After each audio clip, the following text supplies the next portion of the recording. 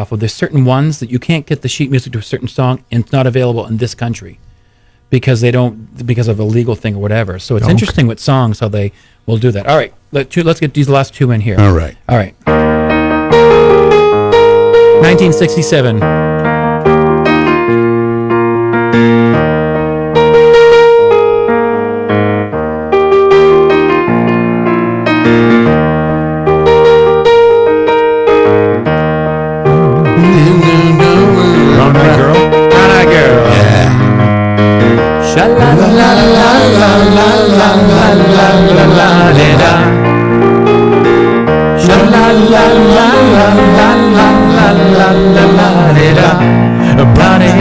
Yeah, Brown-Eyed Girl. Whatever happened to Van Morrison? You know what I mean? I think he's still out there.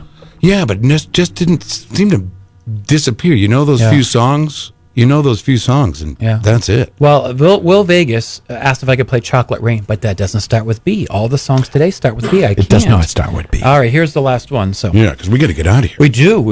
If we go over, we get in trouble. Not really. This is an easy one. 1968.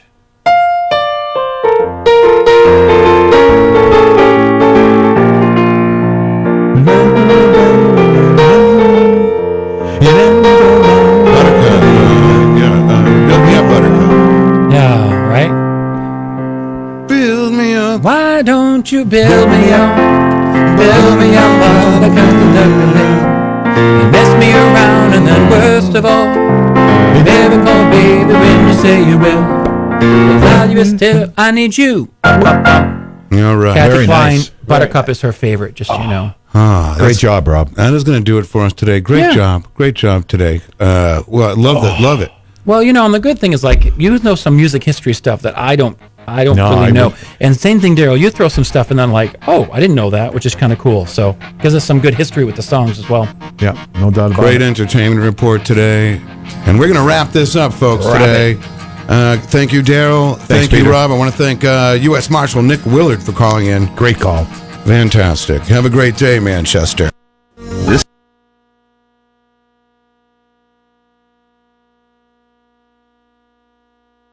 hour on WMNH is sponsored by CGI Business Solutions, located at 5 Dartmouth Drive in Auburn.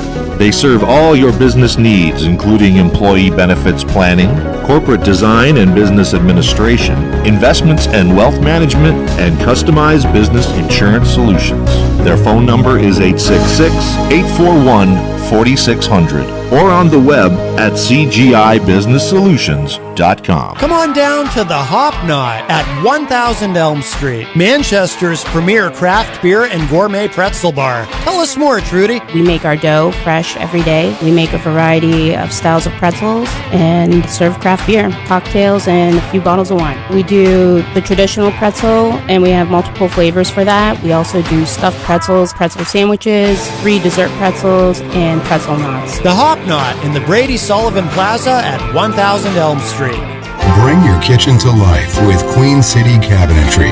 Located at 87 Elm Street in the historic Sunbeam Mall in Manchester. Open Monday through Friday, 9 a.m. to 5:30 p.m. and Saturdays, 10 a.m. to 2 p.m. They can be reached at 603-222-2007 or on the web at queencitycabinetrynh.com. Come see the possibilities. Queen City Cabinetry, another proud sponsor of WMNH. Clemento's Pizzeria, family friendly, awesome for a date night. Clemento's Pizzeria. For delivery, call 603-782-8450. Clemento's Pizzeria, the best pizza in town. 1875 South Willow Street in Manchester, New Hampshire. Best cocktails around. Come in as friends and leave as family.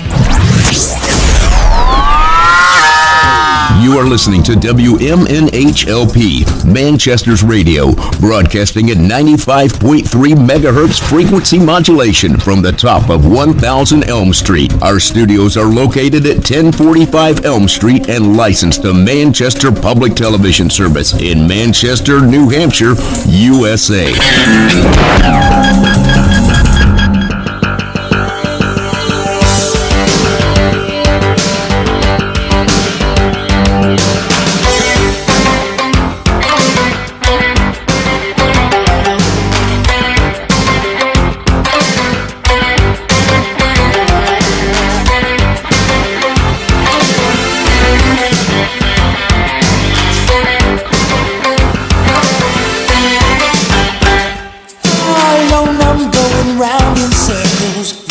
aimlessly, giving so much for the future, got nothing left for me. Ooh, running restless through the city to find my fantasy. Looked into your eyes and found it looking back at me.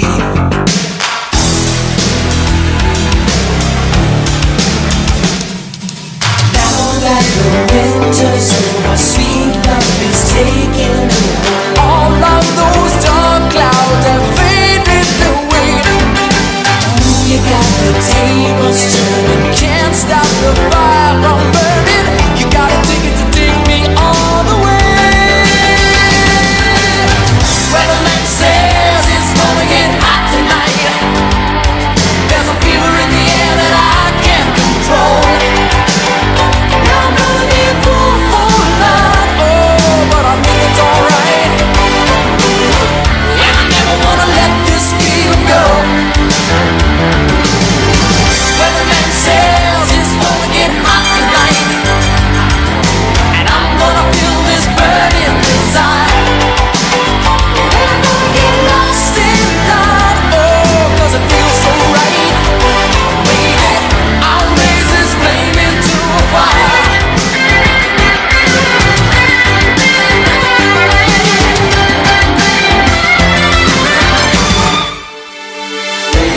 Lost my vision trying to read the writing on the wall. Caught in fatal fascination, heading for a fall.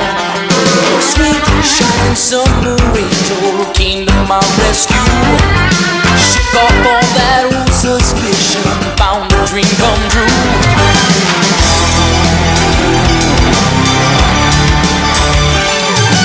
Now that the winter's over, sweet love is taking over. All of those dark clouds have faded away.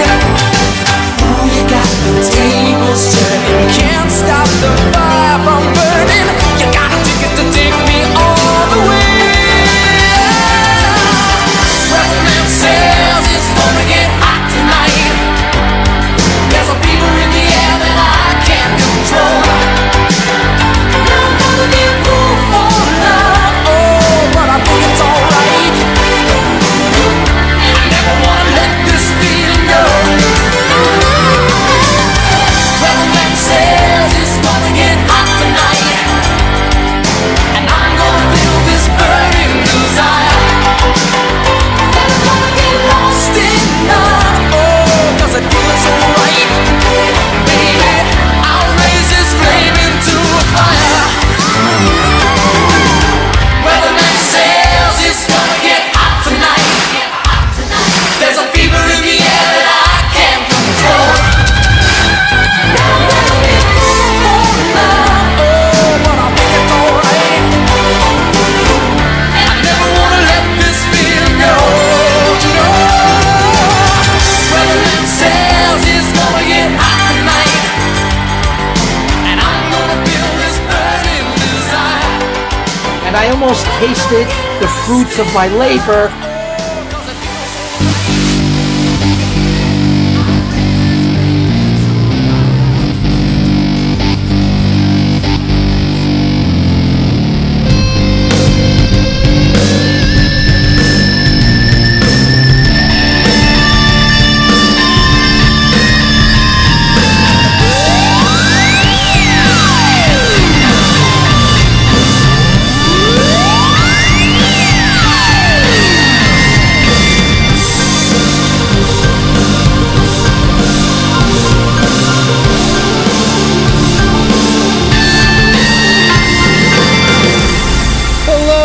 Welcome. Here we go. It's that time again. Matt Connarton Unleashed, and we are live from the studios of WMNH 95.3 FM in glorious, hot downtown Manchester, New Hampshire. Did I mention it's hot? Also on Comcast 97 if you're in Manchester. And hello to all of our online listeners across the nation and around the globe. You can go to my website, mattconnerton.com, for all of your live streaming options, social media links, contact info, show archives, etc., etc. Today is Friday, May 13, 2022. And I am not alone, my friends.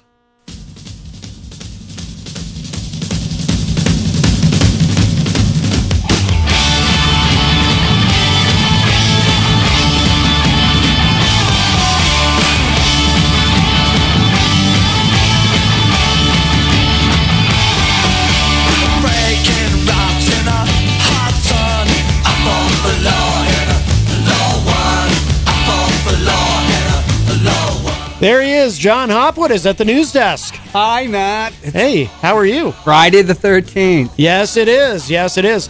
By the way, it's also, if you noticed, I opened the show as I do every year. And every year, it happens earlier and earlier. Our first really, really hot summer day, I open the show. It's an annual tradition with Weatherman Says by Jack Wagner. And if you're not familiar with Jack Wagner, of course, he played Frisco Jones on General Hospital. Port Charles, New York needed a new hero. You know, Luke Spencer was long gone, and I think Robert Scorpio was on his way out of town, and there was Frisco Jones. But here's the thing. So I make it an annual tradition. Every year, the first really hot summer day, I open the show with Weatherman Says by Jack Wagner. But every year, it seems like the occasion arises even earlier because it is May 13th, my friends. May 13th. Not even the midpoint of May, and it's almost 90 degrees outside. And It is not. yeah, dude. It was only 82. No, it got hotter than that. It got to be almost 90. It was. Are you telling me that No, for the real. thermometer on my old 2006 Chevy Impala isn't right? I think that's a really good possibility. Yes. That's heartbreaking. No, it got hotter than 82. And this might be some sustained heat. So, but don't be alarmed. I'm sure it's I'm sure it's fine. And we have a call. Our friend Dirk Don from the great state of Iowa. Hi, Dirk. Oh, hello. How you doing, Matt? Good. How are you? Oh, not bad. How about you, John? I'm hanging in there, baby. You better be hanging in there. Look, I've been a bad boy. I'm a bad man. What have you done? I don't know what I did, but I guess I made some shirtless guy yell at me on the internet. That's true. For those who don't know, the jealous one, as we refer to him from New York City, he's a real New Yorker, you know. You mean the Waxworks dummy? Yes, him. Yes. Oh, geez, he made a new video shirtless, and he's very upset with our friend Dirk Don. Did we get to see the moobs? No, he seemed to angle the camera in such a way that you don't actually see his his fallen pecs. His moves. Yes. You Thank God. I suspect he has a chiseled physique. I got to see his pepperoni slices just fine there. Did you? Oh, was there a slip, a nip slip? I guess would be the term. Well, maybe I might have averted my eyes and I didn't notice. But he was shirtless. That's something new for him. It must be hot there, hot in New York City, especially when you can't afford it. Oh, it's hot in his apartment. Oh, hotter his than basement apartment. Yes, near the furnace, right, and the garbage chute. Now, why is he so upset with you, Dirk? Do you know? I think it might have been the secret recordings I leaked on the YouTube. Yes, yeah, secret recordings of not only him, but there's a fun cameo that occurs. Another supervillain enters the picture there for a moment, and it's that's actually my favorite part of the whole thing. Oh yeah, it was my favorite part too. It was just reliving the glory days of a Riddler at Two Face's hideout. Yes, but a Canadian Riddler. Ooh, oh, jeez, that jerk. Yeah. But, no, I was hanging out with Enclave Emily on Discord last night, and you guys sent me the video, and so that's how I found out that he was very, very butt mad at me, and so old Enclave Emily, who has been on this journey with me about Acer Thorn, now gets to know about this pizza guy from New York. But so now we've got one more person in the fire about this. But here's the thing I'm very curious about. So he challenges me to go to New York to fight him. Yes. Which I don't care to do. That would be murder if I did. And it would be elder abuse. No, I'm just going to call it murder. It's not elder abuse if he's asking for it. Like, it's going to be murder because if I were to punch, medical problems are going to happen. I have a large frame. I work out. it's not going to go well. I disagree because have you ever punched a like a feather mattress? It just comes right back. You'll be punching like the Blob, the old Steve McQueen movie. You might lose some appendages as it get absorbed. That's a good point. Did you think about that, Dirk? If you punch him and your fist actually gets stuck in his flesh, and then what are you going to do? You won't even be able to get away from him. I thought it was going to be like the Blob from the X-Men. You have no idea how many orifices he really has. Has he ever shown you his navel? That's going to be next.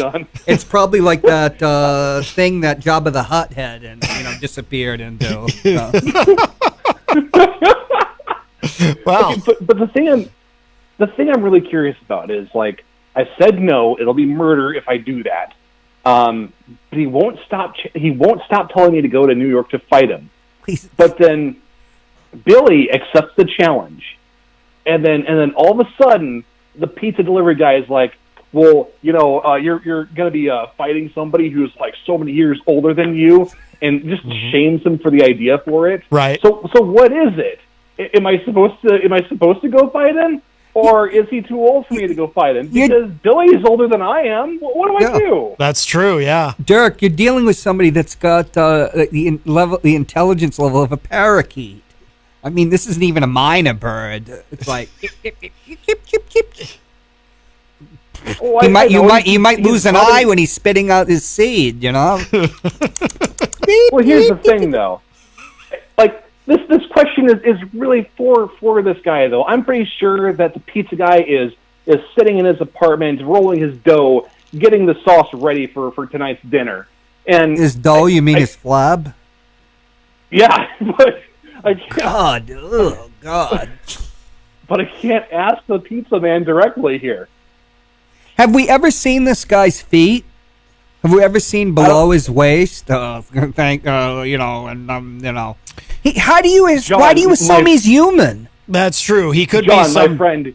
It's good to ask questions. He could be not those questions. He could be some, well, I hate to use the word intelligent gas formation because, intelligent. A plant is intelligent. It turns its leaves to the sun. Mm-hmm. He could be like let's put it this way, a noxious gaseous formation from like one of the outer planets of Neptune. Right. Planetoids, And how do we know he's human? He may not have a bottom half. He could be a floating torso of gaseous stuff. Yeah, like the angels that that the old Mormons saw, and sure, they only see them waist from the waist up. What's that? Seen what he has a gun? What's that, Dirk? We have seen that he has a Hank Hill butt. Oh yes, you're right. He has a what? Hank Hill from King of the Hill. He's got the plumbers, so you have seen his hind quarters. Yes. Yeah, that's what, yes. How did you see that? Yeah. Are you sharing sometimes secret pornography? Sometimes in his videos, I don't know if he gets... Like the pleasure saucer? No, not like that. Thank goodness. No, I don't know. Sometimes in his videos, I don't know if he gets distracted or what happens, but he'll walk away to... do something, and then he'll come back. But he doesn't have a tail? Not that we can see. He's always clothed from the waist down. But, yeah. I don't know. Has anybody ever seen him with any other human being? No. No. He could be some demonic manifestation. That's true. Have you considered that, Dirk? He might be a demonic manifestation. No, you don't want to because of your religion. Demons are actually threatening. Well, he's threatening. We're just talking about a demonic, like gaseous manifestation that's threatening, but not very good at it. Right. Are you saying he's a fart from hell? Yes. I prefer the term expelled flatus rather than the F word. Ah, yes. Let's be technical. We try to keep Matt Connarton Unleashed, the one that's not on the dark web, within the bounds of good taste. Yes, yes, absolutely. We demand a certain level of tastefulness here, especially on a Friday. And yes. Yeah. But he may be a fart from hell, yes. I don't know what's going to happen though. Like he said, he was going to make the right phone calls today. Actually. He's going to start calling the police again. Yeah, well, that's usually what he means, right? When he says that, he's going to call the police on you. Didn't he say something about you were infringing on his trademark or something? He tried to use some what for him would pass for fancy legal speak. Have to have a trademark in order for it to be infringed. We actually should. We should register trademark for the show. Oh, that would be much. That would be hilarious. Costs too much. How much is it to trademark something now? It's at least over $1,000. No, it is it not. Is it really? Well, the government's shaking down everybody for everything they can get. Oh my God. Well, yeah, the government's going to take your money no matter what here, but I think it was over $1,000. Last I heard, the application is like $60. But you have to go through all this process and everything. I might be thinking of something else. It might depend on what it is. Whether it's a now this says $50 trademark registration, same day filing, $49. But it might depend if it's a name or if it involves a logo and artwork. It might depend what it is. I thought you had to go through all the research on it. Now I'm seeing here, scrolling down, the basic cost to trademark a business name ranges from $225 to $600 per trademark class. So it depends on what. I was thinking of two things I was going to trademark. Oh. But you can do it in New Hampshire, and it's cheaper. Yeah. You don't get the national one. That would be hilarious if you could do a New Hampshire trademark, but you'd actually have to have a show and have to show something that you've actually used it. Right. Right. But you could do a local one. Or you could do one in Iowa. It's probably, just $5 and maybe, a couple bales of hay there. Well, the economy's booming. Yep. I'm sure it is, That's John. Actually, I'm sure it is. That sounds with all the agricultural products. I don't know, John. That sounds like something Crazy Joe would say. What? That the way you insult the state of Iowa. I have nothing against Iowa. Oh, okay. But it is an are we agricultural able to use the actual name now? What? So, what's that, Dirk? You used the name. Are we able to use the name now? No. And no F-bomb. Okay. Instead of the jealous one, I'm probably just going to refer to him as the Pizza Man. I like that. That's gross. It's really because you think about those moves. And, he's an ugly. This is my opinion, but he's one of the most offensive. He's very ugly. I call him ugly. I like Pizza Man. I like that. I think. I mean, it's too homoerotic. Well, you can call him whatever you want. I like Pizza Man though. I'll call him that. That's. I want this my part of this show then excised. I've been because it's just insalubrious the imagery. Well, we don't mean to be insalubrious, John. I apologize. Unclean. Yes. No. Unclean. Insalubrious means unclean. So, Polly is saying that I should hurry up because Easy G is trying to call in. So, no doubt. Guess I better get off the line here. All right, Dirk. Well, always wonderful to hear from you, my friend. Yep. See you later. It's always interesting. Absolutely. All right, Dirk. I prefer just call him the slob, or we could call him Mr. Insalubrious. The slob. That is a fun word to say. Slob. No, insalubrious. It is a nice word to say. It is, yes. 603-250-6007 is the number to call if you'd like to join us. And thank you, Dirk, for calling in. Of course, Dirk has a couple of great YouTube channels that I highly recommend, Arrogant Media and Java Fog. Lots of great content there. I suggest you subscribe. And our friend Ron is on the line. Hi, Ron. I'm feeling gassy. Hey, hi, guys. Hey, Derek, it's Dirk. It's kind of coincidental. But I'm sort of kind of the pizza man, and I haven't seen below my belt line in a long time. Oh, well, he's the pizza man, though. Wait a minute, though. So let's go back to Joe as the slob. Didn't somebody stick their finger in your belly button on the morning show? Yeah. Why'd they do Gonzo that? did. He stuck it in there. Gonzo did, He buried it. Yeah. Oh, yeah, Gonzo, and, he's got his And then when he pulled his finger out, his Band-Aid stayed in my belly button. Uh-huh. Yeah. Oh, that's gross. I had to dig that. I had to go fishing for that. Sure. Yeah. You sure he didn't volunteer? I don't know. Hey, in any event, I'll be ordering the pie, and I'll be seeing you guys tonight. All right, looking forward to it, Ron. Thank you so much, my friend. We will see you this evening. All right, be good. All right, and when I get there, if you want to put your finger on my belly button, I'll let you. I'm going to pass on that, but you know what? I'll give it all the consideration it deserves. Which is All right, none. see you later. All right, Ron, thank you. All right, that's our friend Ron. And, of course, we're going to get to see him later on this evening for Retro Spectrum Radio with Paulie C. coming up tonight from 7:30 to 10 p.m. live here on WMNH 95.3. I have the honor and privilege of being one of Paul's co-hosts on that show, along with our friends Dan Randall of Dan Randall and the Randlettes, and, of course, DJ Steve. And Ron will be joining us this evening. So Fridays are my long day here, but I love it. My favorite day of the week. Also, speaking of Friday nights, I want to remind you, we are proudly sponsored by the Hop Knot in the Brady Sullivan at 1000 Elm Street. And tonight, Ali Beaudry is performing live at the Hop Knot. Oop, John's got the mug there, the Hop Knot mug. Ali Beaudry performing live.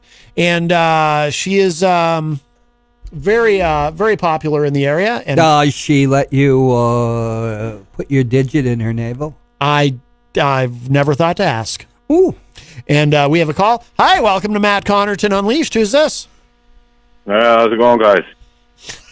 Oh, is it Easy C? Sleazy G. Easy C. Sleazy G.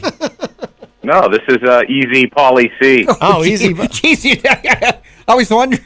First, I thought it's Eric, but something's kind of right. Does he have a cold? Right. You did it really good. You got me confused. Yeah, well done. That's not too hard, though. Well done, Paul. Well, Matt, I just heard you promoting our show tonight, and I just wanted to remind everybody that we'll be giving away $50 tonight with a Visa gift card to the first caller who can tell us the 20 songs we're going to play, what they have in common. Very good. Very music.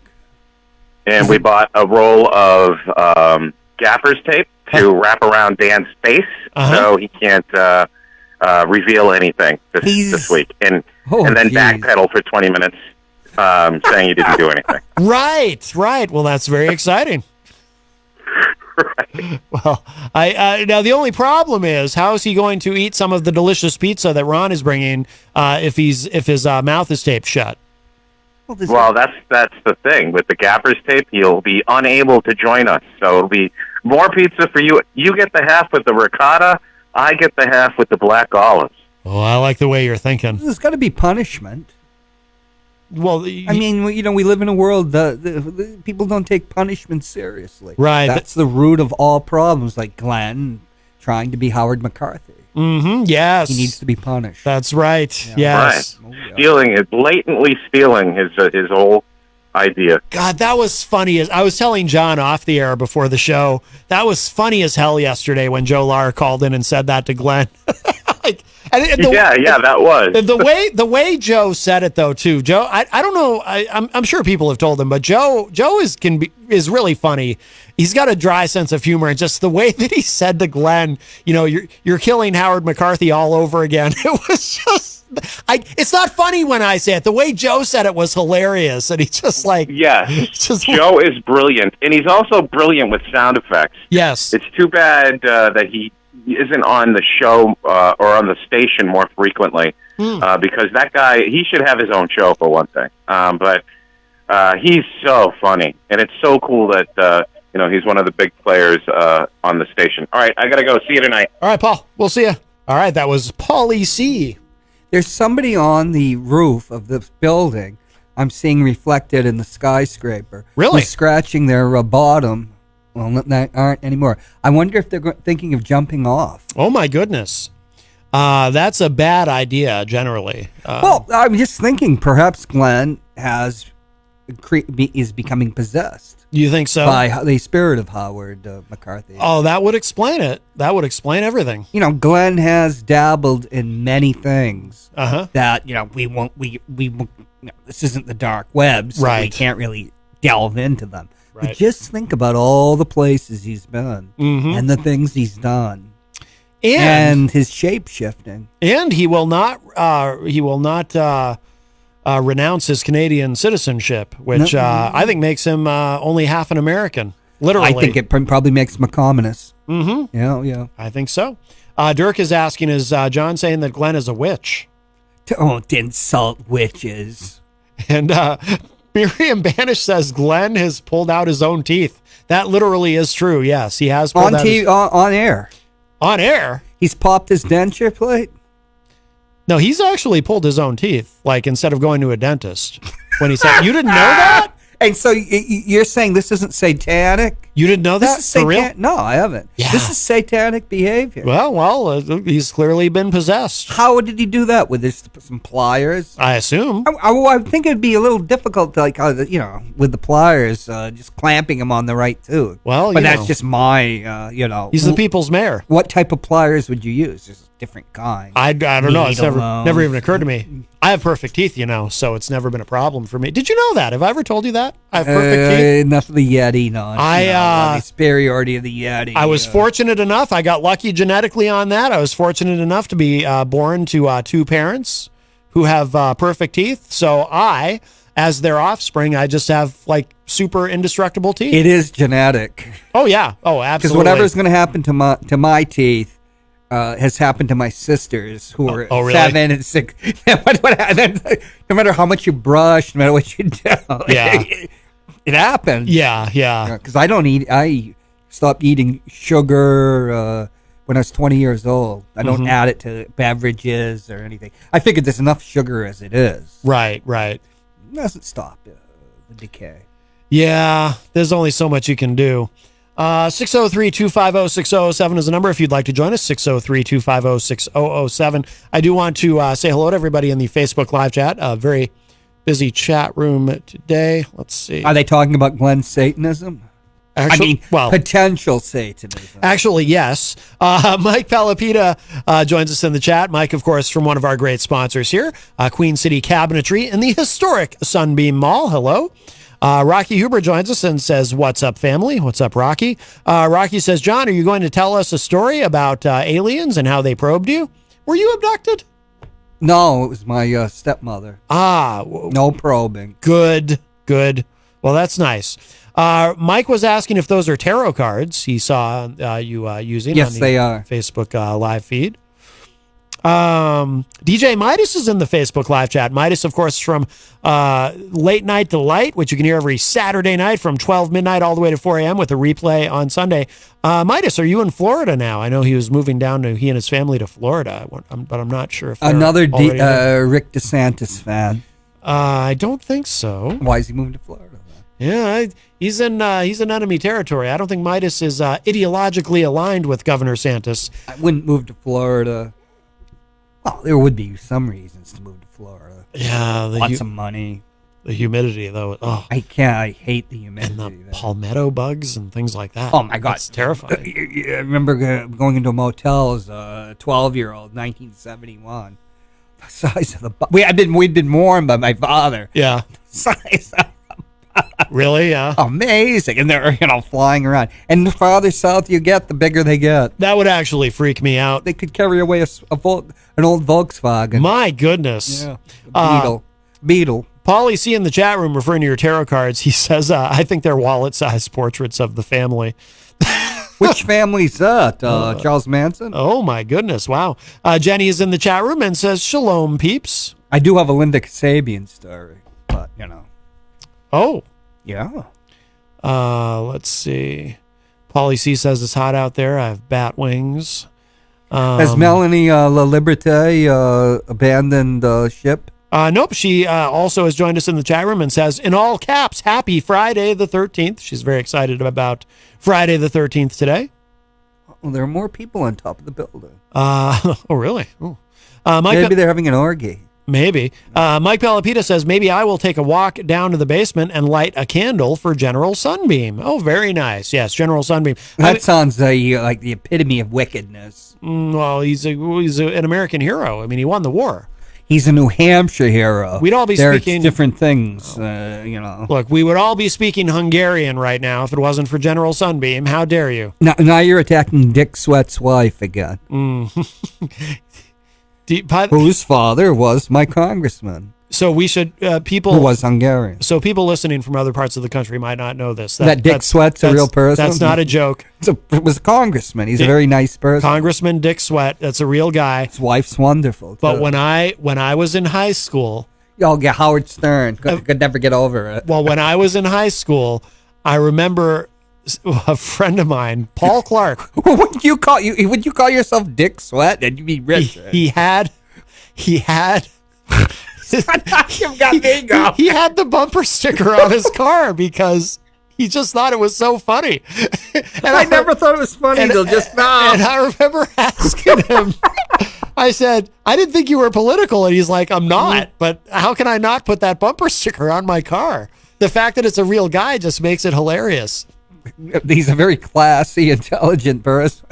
Yeah. As is his wife. Well, it's like when on the morning show when Daryl Dion was having his friend come over to help bathe him because he had his arm injury, and it turned out his friend's name is Dick Dryer. I mean, it's just. Why would he have his friend come to bathe him? Because he was having a trouble. He couldn't do it because his arm was injured. My arm was injured. Well, his arm was severely injured, I guess. Yeah, he broke his shoulder. So he had to have Dick Dryer come and help him. I just broke my elbow. Yeah. But I would. I actually worked with when I was in high school too. This happened. I worked with a guy who was. I think who was uncircumscribed. I don't know, but I was. There's a lot more. There's more to it. You're thinking of me. I was. Sir? I am. Gloriously unmutilated, and I thank my father for that. That's why you're out there soliciting the people from Cirque. No, when I right worked on the street. When I was in high school, I worked with a guy, and this guy was like middle-aged guy, and he I guess all his life 500 pounds. All his life he had been called Dick, but he was really trying to get people to. For the first time in his life, he was making a concerted effort to get people to call him Richard, and he had his name tag changed to Richard, and he was really he'd hit his limit. I have a friend, Richard. Yeah. Let's say we've gone from Dick Dryer to Dick Sweat. Well, actually, we went from Dick Sweat to Dick Dryer. Not to quibble. Miriam Banish joins us in the chat and says, "Good afternoon, all." Hello, Miriam. Dick Dryer might be necessary with a Dick Sweat.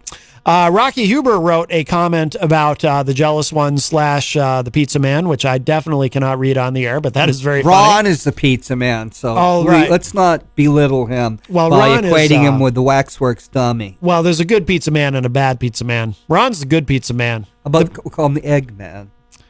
Miriam says, like an egg. Miriam says Matt blocked the memory of the pepperoni slices.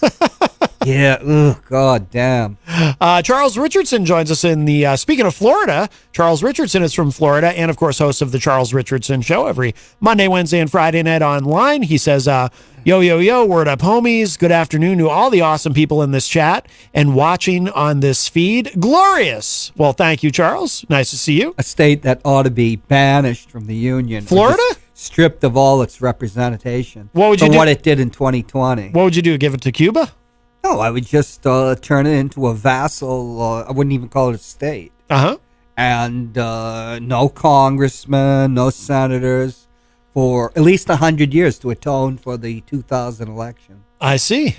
Oh, yeah. It's wickedness. Yes, all those chads hanging around. All that satanic activity. Uh-huh. Demonic. Yeah, it is demonic. Absolutely, yes. Oh, yeah. Yes. I saw my first transvestite in Florida not saying that they're demonic. I don't know if we even use unusual that. Stuff. Well, this is. I don't know if we use that term anymore. Well, they did back in 1973 or 4. Ah, yes. Yeah. In Florida. Oh, yeah. Yeah. He also had a ram, headdress. So, Uh-huh. Yeah. So maybe I'm just mixing up my terms. It very well could be. Yeah, could be. That skirt might have just been, one of those like butcher's apron they use when they're killing Christian babies. Right. Wow. You have a vivid and very specific imagination. What are you talking about? I let it in the John McCain literature. Oh, I see. Yes. Who was it that ran against Hillary Clinton? Oh, it was Donald Trump. Right. Yes. Whoever that was. Eric Street joins us in the chat, says, I think he has a thing for farm animals, I believe referring to the pizza man or the jealous one. My cousin's goat died. Your cousin's goat? She had a goat, and it died. It had a stillbirth calf in it, and they had to take it out. And the next day, my cousin looks out the window, and can I use a term used in the Army? I don't know. Well, can you use a word that, let's say that the jealous one has, the T word for what we were claiming that he had? Oh, no. We cannot use that word. So let's say breast up in the ditch. Sure. In the Army, it's something much more pithy. Gotcha. Like you wound up in the ditch. Yes. Which you did, Oh, my goodness. Wow. Yeah. Well, people get drunk and, those Army vehicles a Jeep can turn over really easy. And then you do wind up in the ditch. That's surprising that we can't use that word. Speaking of demons and such, well, it is Friday the 13th. Miriam says, my husband was joking about a place, a rural town in Pennsylvania where people said a house was haunted. That's in Hopwood, Pennsylvania. Oh, and he said that's where the devil sends Bush League demons. Why would you say that? Because of Bush? No, Miriam said it.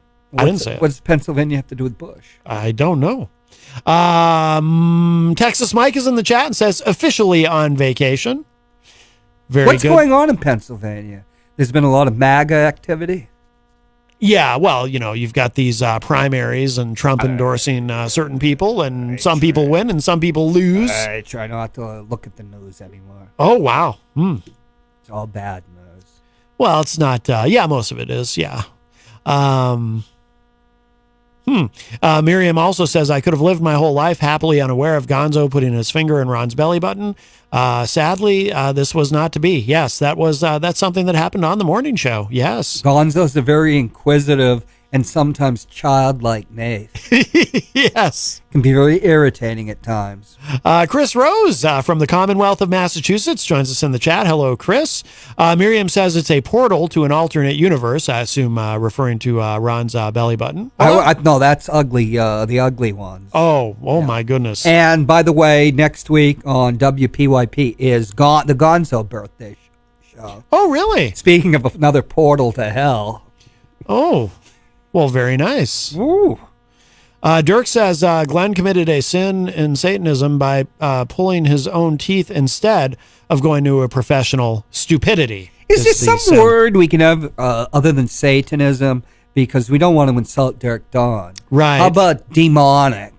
I like the word demonic. It brings me back to when I was 13 and The Exorcist had come out.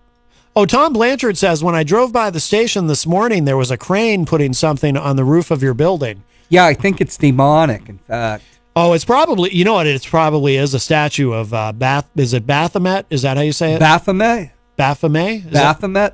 Baal? B-A-A-L? Oh, Baal? Is that how? And they're the same, Baphomet. Why does he have two names? That's very confusing to me. was going to... Why does he have so many names? How can I worship something when it has more than one name? That's quite frustrating to me. Well, Yahweh has many names, or he actually only has one name, but we're not supposed to know it. And if we do, we get struck blind and dead. Blind and then dead. Well, that's troubling. Crystal joins us from the great state of Illinois. Hello. It's been very Illinois. Hot. No. Illinois. No. In Lincoln's time, it was called Illinois. Well, it's not called that now. In fact, in broadcasting school, they've always said there's no Noi in Illinois. You're just saying that because I said in broadcasting school, they tell you there's no cow in Moscow. Sheer evil. How did Glenn become so evil? I don't think he's a good he was a good person. He seems so nice. He was a good person. He had a good heart. But I guess his lust for power just I don't want to use the word unnammed him because that seems so like 2020 and before. Unhusked him. Oh yes, he's been unhusked. Unhusked. That's hard to say. Somebody, if you have a spare leather coat, please send it to the studio so we can rehusk Glenn. And we'll put some holy water on it So all these demonic emanations will not continue to afflict him. Right. Yes. Yeah. Yeah. We've been trying to get him to, he's been performing these Tina Turner songs, and Tina Turner. Yesterday, I was trying to Tina Turner. Yeah. You mean Ike's former missus? Yeah. But why is he doing Tina Turner songs? He likes Tina Turner, I guess. But we're trying to get him to do. There's a specific Tina Turner song that everyone wants him to do. Was he in a miniskirt? No, but we want him to do Private Dancer because that would just be the perfect song for him. And he has agreed. He will do it. He's taking requests. What's going on? You know you want to hear it. What's going on? You know you want to hear it. Yes, but then I'll hang myself afterwards. No. I gotta take my glasses off. Why would you hang yourself? Glenn performing Private Dancer is an example of something that makes life worth living, not something you would hang yourself after. If they dumped LSD in the water supply. It's going to be great. I can't wait. Well, I wanted. Maybe I'm going to counter program Texas Mike singing it. Yeah, that would be great too. What songs did Texas Mike sing? Oh, Did he sing "Staying Alive" on my show? Yeah. I don't know. That set off the karaoke craze. Oh, here. Yes. Yeah. Crystal, by the way, agrees with me. She says, no, John, it's Illinois. They freak out if you call it Illinois. Oh, this is just disinformation. She's probably a Russian bot. By the way, I can honestly tell you. That she's not a Russian bot? There they are again. What, the people outside? The demonic people. Those demonic people worry me. Looks like they're curling up there. Well, maybe they are. Maybe they're part of a team, a curling team. Ooh.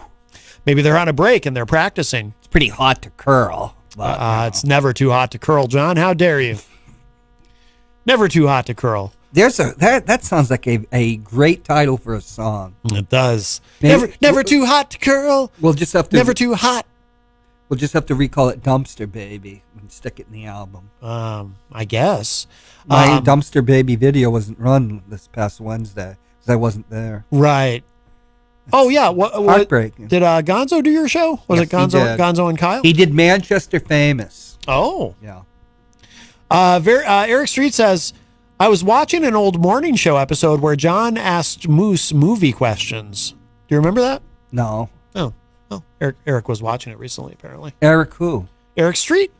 In the Not chat. Eric Pilcher. No. By the way, I should remind people.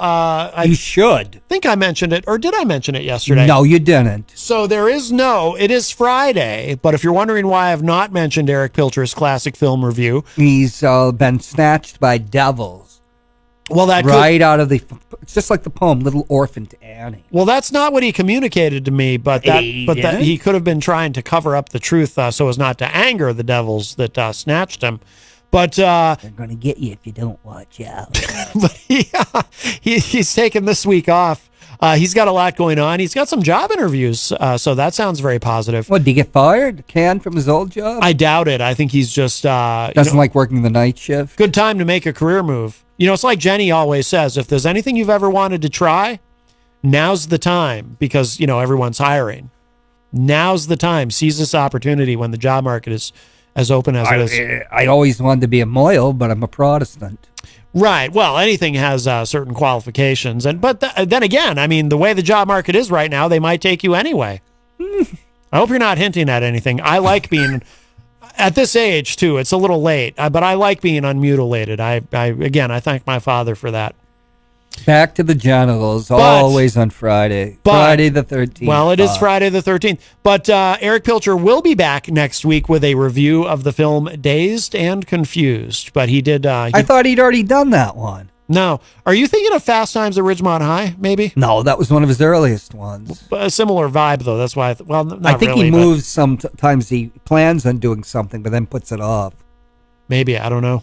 Yeah. Crystal says, Russian bot. Does that mean I get to pretend to be offended and throw a glass of vodka at John for dramatic effect? That's going to be very difficult from Illinois or wherever you are. Well, probably over Petrovka or someplace. Oh. No, she's probably at one of those missile bases. Siphoning off the missile fuel for that makes strong waters. Strong waters. Vodka comes from the word voda, which is water. I don't think I've ever had vodka. What are you, some type of... I can't use the S-I-S-S-Y word, right? So a guy with all the hair like you have on your chest, he's very astute, people. I am. I'm quite hairy. He used to, provide the... What would you call it? Product or raw materials for the American, for Burt Reynolds' American. No, that's not true, and that's a vicious... Or was it his toupee and his American? It's very speciest. Dirk Dodd says vodka is basically water. Well, yeah, and 40 to 50% alcohol. Oh my goodness! I like it much better than gin. Jenny says there is vodka in your favorite drink, Maddie. What is Long Island iced tea? Is that a vodka? That's what Stefan Philbrook got me one time. I'd never had one before, and I really liked it. And I like White Russians. Do those have vodka? Yes. Okay, that's because I used to drink White. I haven't had a White Russian in forever, but I used to drink those. Those have vodka. That makes sense. There's no. So I guess I have had vodka. There's no more Stolichная vodka in New Hampshire liquor stores, even though it's made in Estonia. Yeah, I know. It's so stupid. People got a little carried away with that, which always happens with something like that. But we have a call. Hi, welcome to Matt Connarton Unleashed. Who's this? Hi. As far as the Long Island iced tea goes, there is vodka in it, but it doesn't count because a Long Island iced tea is vodka, rum, tequila, triple sec, and gin with bitters. So, I mean, there's everything but the kitchen sink in there. So you can't even taste the vodka. Well, you really, yeah, that's very true. But I think I just heard you mention something about a White Russian, which is vodka. And the Kahlua, right? Oh, Kahlua. Kahlua. I like that. Yeah, I you and the big and then the dude. When I was the Big Lebowski. Oh, that's right. The dude abides. When I was in high school, that's what I would drink is White Russians, and they tasted like a milkshake to me, and I liked them very much. Yeah, that's all that coffee liqueur that's covering up the vodka stuff. Ah, okay. When I drink vodka, I like a screwdriver. I've never had How about a Black Russian? You like Black Russians? I've never had one. What's a Black Russian? I don't think I've Black Russian is the same. It's vodka and Kahlua, but there's no milk. Oh, I think I have had a Black Russian, actually. I think I have. I've had a Russian. Oh my. But that's for Matt Connarton. Unsheathed, yes. Yeah, and whenever you watch the movie Big Lebowski, or whenever I do anyway, I crave White Russians. Just watching him make them and then take a big sip, and it's like he's got like a big White Russian milk mustache all over his, old mustache, and it makes me want to drink White Russians all night. Well, there is the game where you keep up with him during the movie. Makes me want to drink White Russians and hang out in the nude with John Goodman. Well, thank God we didn't see that scene in the. That must be from the. Oh, by the way, the director's Mr. Hopwood, I've been trying to get I just really quick. I saw the movie with. I told you about it the other day. Ernest Borgnine. What movie was that? Marty. I've never seen Marty. I've only seen the TV version with Rod Steiger. Did you like Marty? Yeah, it was you said you never saw it? No, I will. I'll watch it tonight. Oh yeah, you got to watch that. It was along the lines of Guess Who's Coming to Dinner, where it was just way ahead of its time as far as the acting and the direction goes. Daniel Mann. It was, it did have a bit of the 1950s sappiness to it, but it was a really well acted movie, and I think that you would like that. So after you see it, let me know what you think of it. Okay, because I have, like I said, I saw the TV version, but it had to be expanded. That film was produced by Burt Lancaster's company, and they wanted Rod Steiger to sign a 7-year contract, and he refused. So it went to Ernest Borgnine, who had always played heavies, evil guys and stuff. But I think one of the reasons I never saw it was because I grew up with McHale's Navy, so I always think, I never took Ernest Borgnine serious as an actor, although he was in quite a few serious roles in his career, particularly in the early days. And that movie was the most successful movie ever made to the Blair Witch Project. Compared to the budget was only like $300,000. It made, but at the time, like $10 million, which was an extraordinary amount of money. And won all the Oscars too. Best Picture, Best Director. Ernest Borgnine moment was right before he died about a decade or so ago. He was being interviewed, and this is on YouTube. He was being interviewed by some local news channel, and they were asking him what it is that keeps him alive. And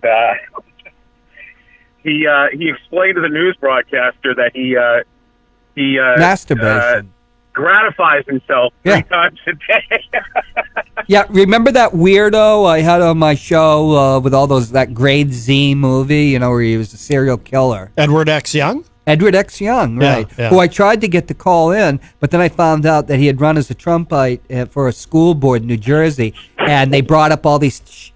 I almost S-bombed these movies that drove like Paul. Nope, no more. We're not showing any more of this. Oh, wow. Even though I'd edited it, saying that he was a pornographic star and everything. And then because I wanted to bring him on the show because you would have got a kick out of him because he's a weirdo. But now he's offended because Trump is God to him. Yeah, of course. But he had interviewed Ernest Borgnine, and he made the claim that the reason he had a full head of hair is because he masturbates every day. Wow. Yeah. Well, very good. Yeah. All right. Well, on that note, Paul, thank you for the call. It didn't add 5 years to my life before the show tonight. Have a good one. It didn't help me. Hold on to my hair. Well, we have a few minutes left in the first hour if you'd like to get in with the First call. hour? You can't be serious. It's almost 5 o'clock, yeah. I thought it was going to be 6 o'clock. What? This time's really dragged, Matt. I'm sorry about that. Wow. I guess because the real sleazy G didn't call in. That's true. It's unusual for him to wait this long in the show. I think we should take a break. Well, we will at the top of the hour. It is your show, so you get to make the decision. It's almost the top of the hour. But if you'd like to get in with the call before we hit the top of the hour, 603-250-6007, 603-250-6007. Yes, Jenny was confirming in the chat room the amount of alcohol that's in a Long Island iced tea. She said, which is why only one makes Matt cute. Yeah, I have a very low tolerance because I'm not much of a drinker, so it doesn't take much. So we don't want to get into any species, breakdown. Surprised you can drink alcohol at all. The Honorable Heidi Hamer joins us in the chat room. Haven't seen Heidi in a while. Heidi of Brownie Troop 69 from the Congregational Church on South Main Street. Oh. Heidi Hamer. You were featured on the internet. Oh, wow. Yeah. In some type of Manchester. What an honor to be featured on the internet. That's remarkable. A lot of people that we went to kindergarten with right through school were in the Brownie Troop. Oh. Donna Hall, Maureen Grady. Yeah. And a bunch of others. Yeah. She says, hello, Matt, and greetings, Master Hopwood. Oh, very nice. That's they call me Mr. Hopwood. Yes. And Paulie C says in the chat room, Gonzo stuck his finger in Ron's belly button and pulled out a love seat. My goodness. Wow. That's, again, very specific. Now we're getting into seats again. I guess so. 603-250-6007 is the number. Hey, by the way, I wanted to ask you about this. I want some food stuff, free food stuffs, and I want them now. Well, that's a little difficult, but I have no foodstuffs to offer. But I do have a question. So, I know you say you've been avoiding the news because it's all bad. I avoid the news, Matt, because it's all bad. You mentioned that, yes. There's been a story. I don't know if you may have caught a glimpse of this because you have spoken about your personal objection to the expansion of NATO, and apparently Finland is on its way in to NATO. Yeah, it's really something, isn't it? However, and I had brought this up on the show yesterday. That jackass really up. Yes, he did. Bombed up. He's getting everything he didn't want. No, I think he's getting what he wants. He's not stupid. You think? I don't think he counted on Finland or Right. Germany's reaction being so hardcore. But he was always after the ports. He was never after Kiev. He's not stupid. No Russian would ever, after what happened in Stalingrad and Leningrad, would ever go into that type of combat. You think that's what the real end game is for him? Of course it was. And and I guess he is controlling the ports now. It's strange though. I did read something. The Ukrainian government's hired 140 PR firms, and of course, news is censored more than any time in my lifetime. But because the grain isn't coming out, I just read in, I think, CNN that Ukraine is the breadbasket of the world. I always thought the United States was that. Well, apparently there is a lot of grain. Oh, but it's the breadbasket of the world, right? That's called propaganda. Come on. I mean, talk about we talked about before about manufacturing consent. Just tell the truth. Yeah, there is a lot of grain there. Yeah. But probably the United States, because of its asinine policies of internationalism and hollowing out our entire manufacturing and practically everything else, so we're in a service industry. Maybe our farms don't produce anything. Maybe Iowa and Nebraska don't produce things anymore. Maybe they're just being paid not to grow anything. Mm-hmm. I mean, a whole generation of bad choices is now coming home to roost. Let's have our entire supply chain dependent on China. It was supposed to be a generation ago. We're going to create stuff in the factories and everything in Mexico. That wasn't good enough. Wasn't cheap enough because the Mexicans, I guess, you actually had to pay them a wage. Mm-hmm. You didn't have slave labor. Literally slave labor in China. There've been riots in China, people being shot. But that happened in Korea back 30 years ago too. Oh, they had rebellions in the factories too. In China, we've talked about it on the show before. They actually in some of the factories This is Apple made by slave labor, folks. I was going to say in China they set up some of the factories on the around the perimeter of the factory. They set up netting. Yeah, like trapeze artists have, so that so when people try to commit suicide because they just can't take it anymore, they go up on the roof, they jump off, they land in a net, so they can't kill themselves to get out of having to work. As you said, as slaves.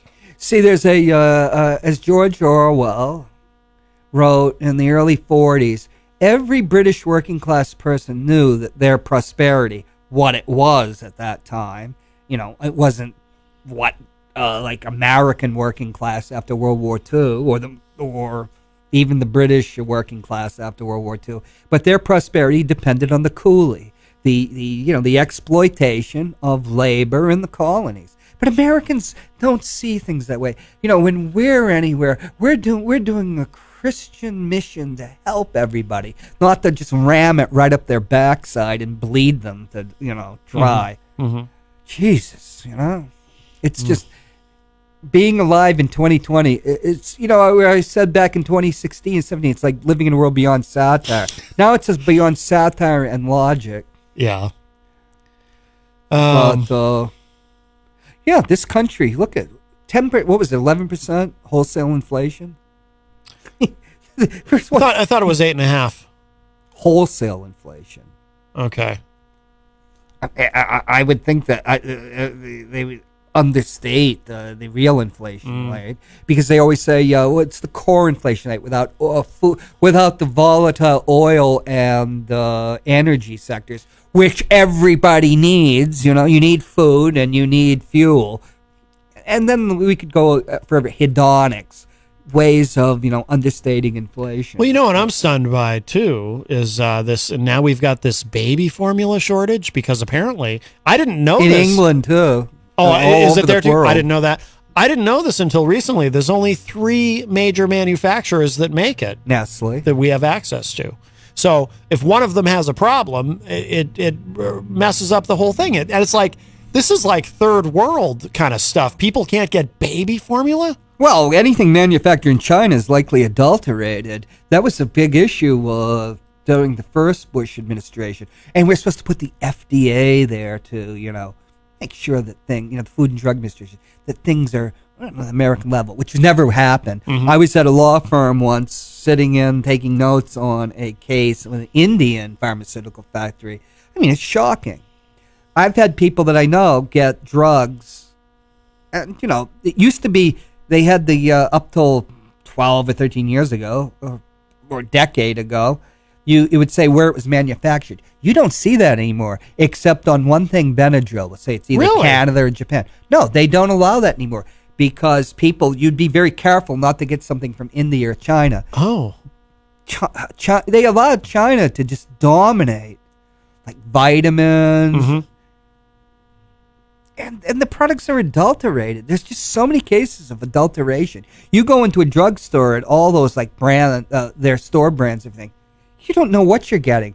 But I've been talking to people we know. I can't mention their names, but I won't even tell you afterwards either, just to keep their privacy. Yeah. It's well known, like something like Xanax. There's been cases where it's just inert. And a friend of both of ours was, I told them about what I'm telling you, that, oh my God, from that type of, in China and India, they're notorious for adulterated drugs and that. Yeah. And because it's all about profit. Mm-hmm. And there's no oversight. Thank you, Republicans. Mm. And that started under the first George Bush as president. Just roll back regulation, because regulation is so evil, particularly food, drugs and food and stuff like that. And sure enough, he checked and he complained, and then that was another person in California, somebody else who had a connection with his show. Yeah, but it happened to her too. But he got a letter that, oh well, those Xanax you were getting is a bad batch. And it's like, wow. Because he's a fuss budget, so he just thinks I'm running my mouth again. Which I don't know where you get that idea. It's like the battle of the know-it-alls when you put us two together. But I'm just saying, my God, the adulteration of the foods that come out of China, the products that come out of China, the toys that have lead paint in them. You actually think that the kleptocracy that runs the United States gives a real damn, unless tort lawyers are pumping money into their campaign. By the way, Gonzo is in the chat. He says, I have extra bosom milk in my freezer. Just DM me. I've never had bosom milk. Well, you and I are probably a little old for that. No, you're never too old for it. Never. I hear never. Well, it actually helps you, particularly in the first few days. Really? Oh yeah, they give it to old. Well, I always heard that John Paul Getty, one of the first billionaires, that's what he subsisted on the old days. Mother's milk. I'll tell you what. I remember though when I was a kid and my sister Lindsay was born, and such a taboo against breastfeeding. Well, Debbie would be getting the baby formula ready.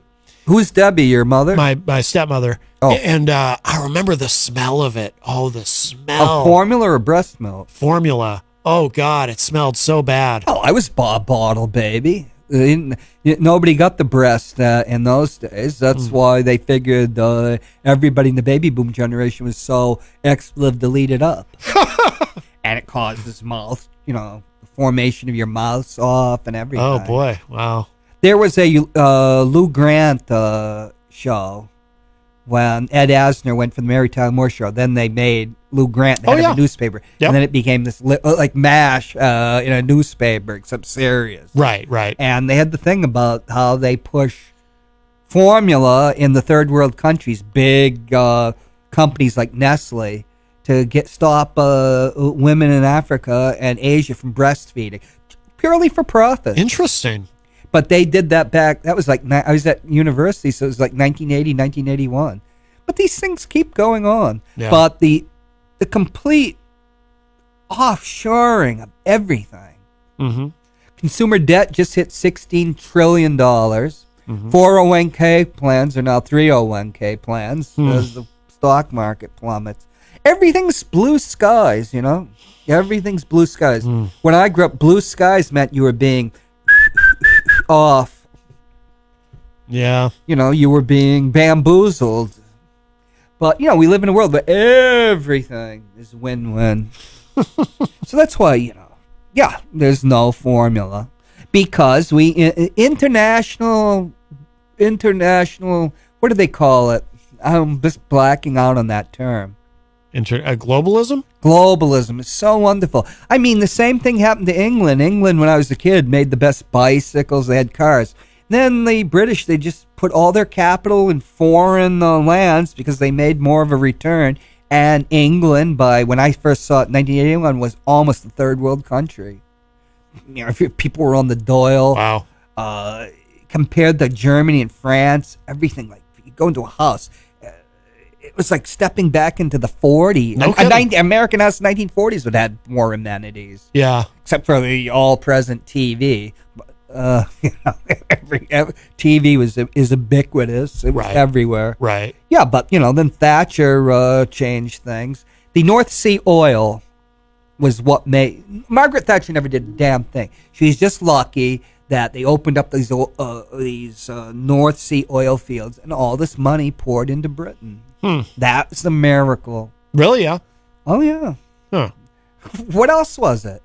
Suddenly you go from these terrible deficits makes sense. into these tremendous surpluses. Yeah, yeah. No, that makes sense, though. And, you know, you always want to hear Dutch Reagan brought down the Soviet Union. I've said many times, that's such crap. It was just ready to go. Yeah. Well, we are past the top of the hour. Let's take a quick break. I want to play... and I'm going to get some baby formula because I'm being infantile by just bitching. Oh, my goodness. Yes, I apologize to your audience. Hey, by the way, before we go to break... no, that's okay. Before we go to break, though, that reminds me, are you keeping the beard for the summer? Beer. The beer? Beer. Is it time we can go get a quick beer before the beard. Do you see it going away? No. It looks like I didn't know if the hot weather, you were going to shave it for the hot weather. Well, I got really fat, you know, when I broke my elbow, or fatter, as some people would say. You know, whiskey fat, not COVID fat. Gotcha. Because they don't give you painkillers, and I don't really like to take analgesics. So, you know, whiskey's an analgesic. So, by having a beard, you know, seems like I only have one chin. Very good. All right. Yeah. No, that makes sense. All right. We're going to take a quick break. I'm going to play an Ali Beaudry song because she is playing tonight at the Hop Knot, our amazing sponsor. And no playing with her navel. That's right. Unless you're Glenn. This is called Why I Ain't With You. This is a great song. I played this the other day. And then we will show some love to all of our amazing sponsors here at WMNH. And then we will be back with the balance of our show right after all of that. More Matt Connarton Unleashed coming up.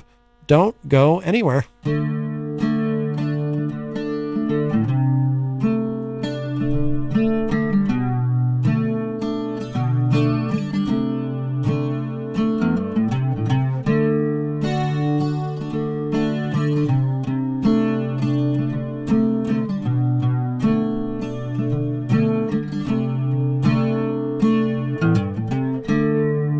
Sunrise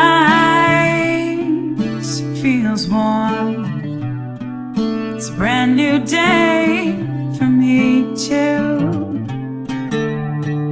I'm capsized with an overflowing feeling of what's in store today.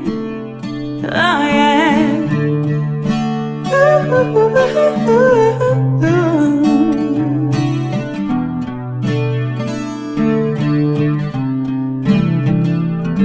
Because things are looking up for me, and there's so much more that I wanna see. The breeze, the breath, the air, it feels so new. And there's a person that I wanna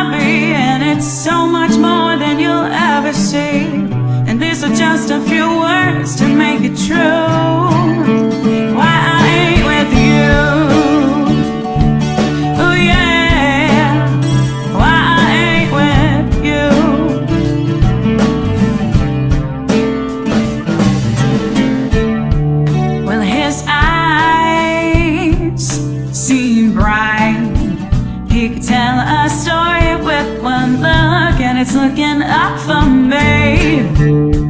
I don't know why I didn't feel this way before, but now my eyes are open wide and things are looking up for me, and there's so much more that I wanna see. The breeze, the breath, the air, it feels so new.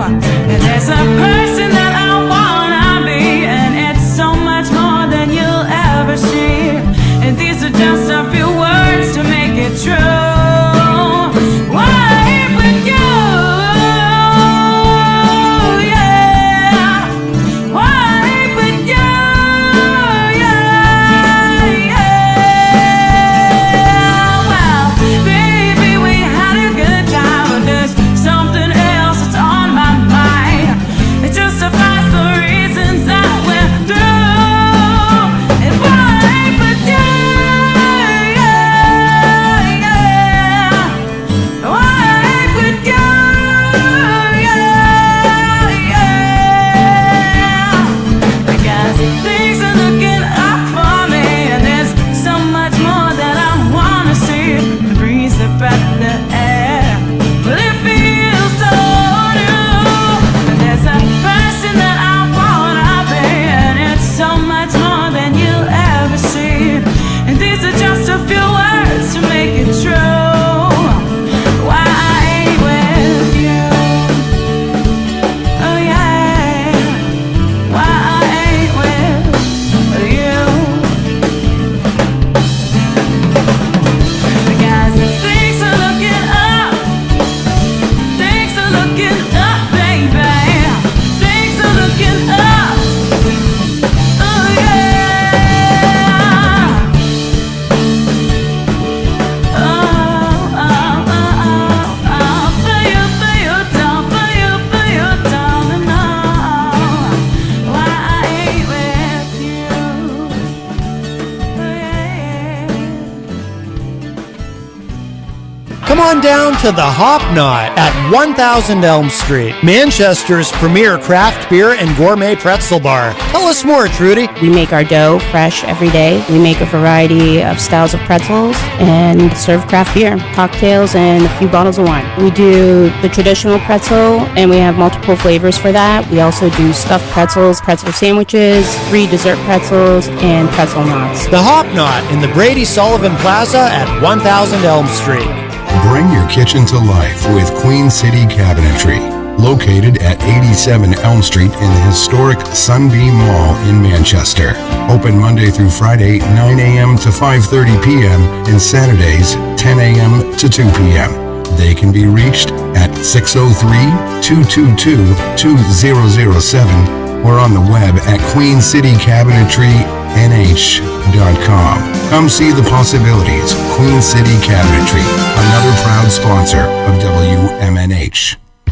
Clemento's Pizzeria, family friendly, awesome for a date night. Clemento's Pizzeria. For delivery, call 603-782-8450. Clemento's Pizzeria, the best pizza in town. 1875 South Willow Street in Manchester, New Hampshire. Best cocktails around. Come in as friends and leave as family. This hour on WMNH is sponsored by CGI Business Solutions, located at 5 Dartmouth Drive in Auburn. They serve all your business needs, including employee benefits planning, corporate design and business administration, investments and wealth management, and customized business insurance solutions. Their phone number is 866-841-4600 or on the web at cgibusinesssolutions.com. WMNH, rip the knob off.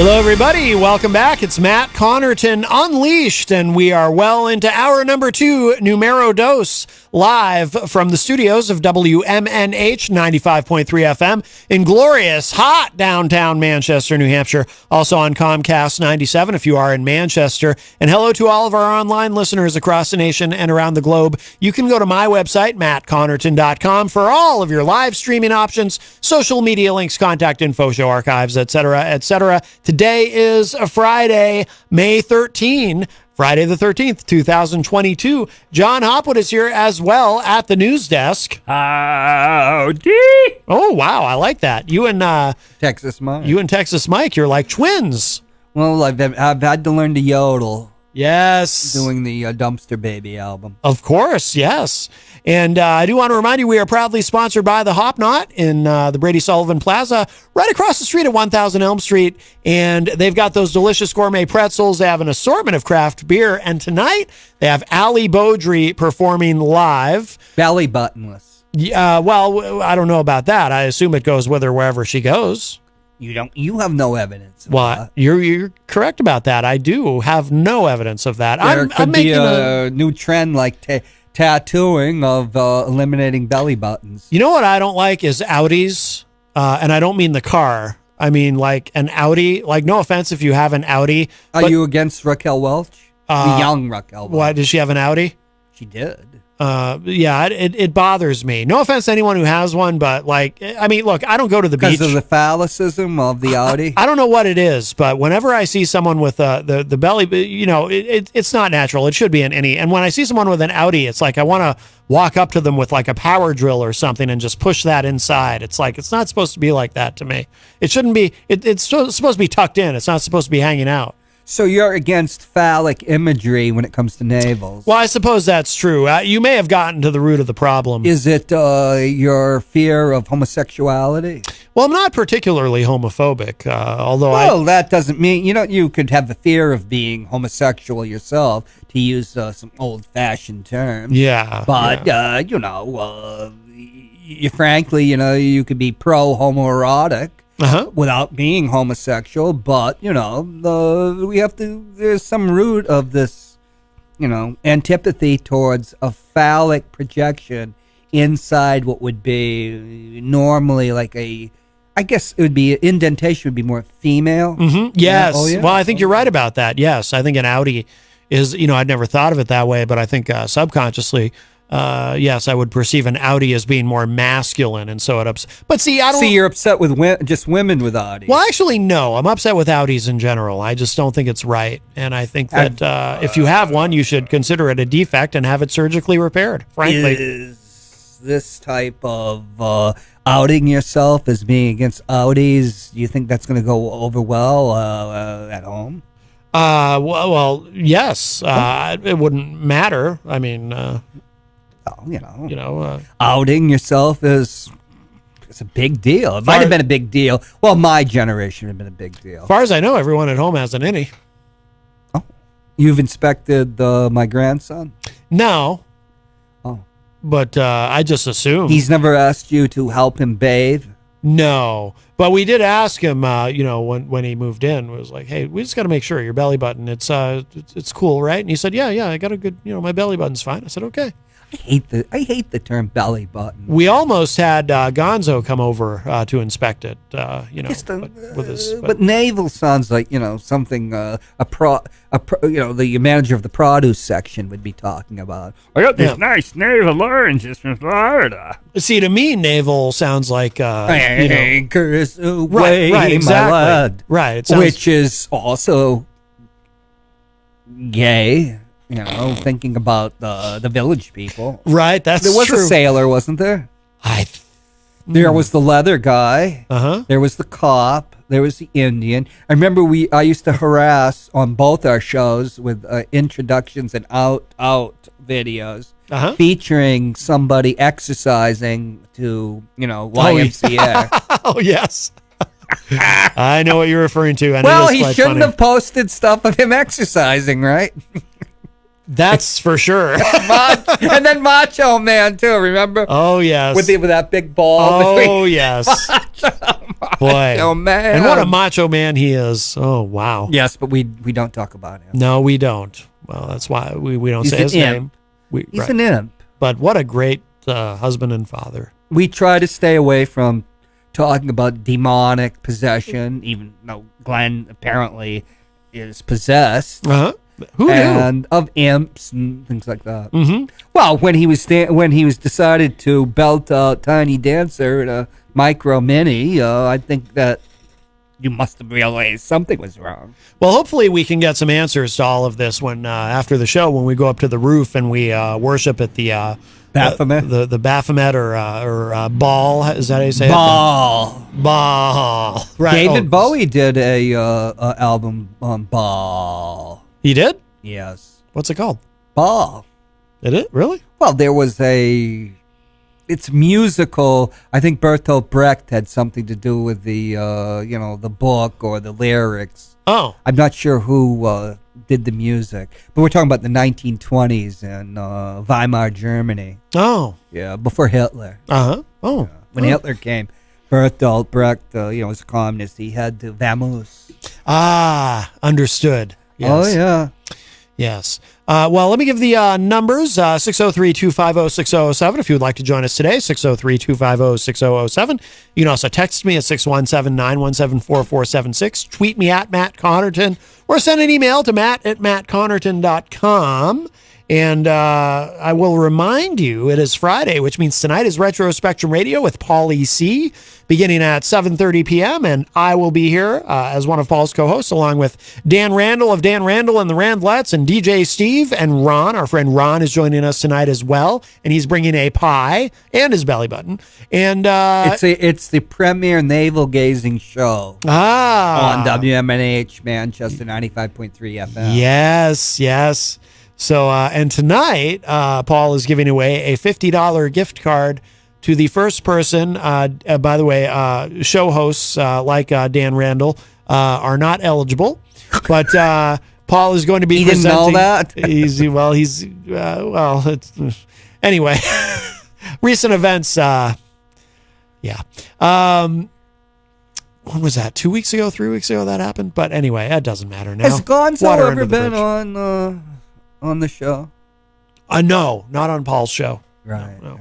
We don't, we don't want any belly button. No.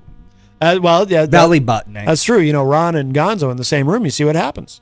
But so Paul will be presenting 20 songs, and you have to guess what these songs all have in common. So they're all copyrighted with ASCAP. BMI. One or the other. See, so he doesn't have to wait for Dan to ruin tonight's show. You've already done it. Well, it's a 50-50, I guess so. I guess so. So that will be happening this evening. Also, if you're tuning in, because it is Friday, if you're wondering where was Eric Pilcher's classic film review, don't worry. That will be returning next week. Eric wanted to take this week off because he's got a lot going on. He's got a very busy week, but and he felt badly about it. But I told him, no, it's fine. No worries. But he will be back next week with a review of the film Dazed and Confused. So that will be coming up next week. Hey, Matt, does anybody know why Paul McCartney hasn't been made a life peer? A what? Why he hasn't been raised to the peerage in the United Kingdom. Peerage? I don't know. Peerage, a life peer. I mean, he's a knight bachelor. He's Sir Paul McCartney. Oh. Laurence Olivier was made a lord. Oh. That guy who wrote Cats, Andrew Lloyd Webber, is a lord. He's Andrew Lord Webber. Oh. So why hasn't Paul McCartney been made a peer? The peerage. You're a peer of the Queen. Oh, wow. I don't know. But you can only be a life peer nowadays. Oh. You can't be hereditary anymore. Oh, that doesn't seem fair. Unless you're a member of the royal family. I see. Yeah, I don't know. I don't know the answer to that. The Queen was born the same year as my mother, a month before her. Oh, really? She couldn't deliver the Queen's speech this year. Oh.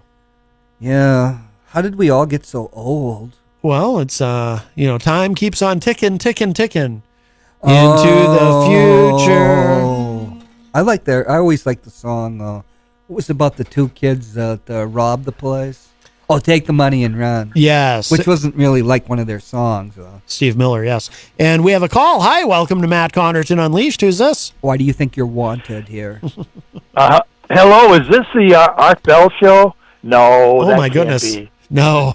Do you have foodstuffs? He'd be calling from heaven, guys. That would be metaphysical. Yes. I'm sure he's in heaven. That's He's talking happened to here someone up many there. times.